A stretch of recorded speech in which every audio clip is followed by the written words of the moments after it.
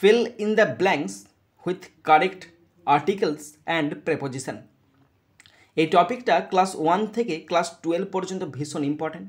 এছাড়াও তোমরা যারা বিভিন্ন রকম চাকরির পরীক্ষার প্রিপারেশন নিচ্ছ তাদের জন্য তো ভীষণ ইম্পর্টেন্ট। আজকে আলোচনা করছি 174 ড্যাশ টাইগ্রেস। টাইগ্রেস মানে হচ্ছে বাঘিনী। Dash Tigress captured in the Sundarbans. সুন্দরবনে ধরা বাঘিনীটাকে, সুন্দরবনে ধৃত বাঘিনীটাকে, এখানে দেখো বাঘিনীটা নির্দিষ্ট কেন? কারণ সুন্দরবনে সেই বাঘিনীটাকে ধরা হয়েছে, তাই নির্দিষ্ট। বাঘিনীটাকে ধরা হয়েছে সুন্দরবনে কবে? ড্যাশ মে 10, অন মে 10, মের 10 তারিখে।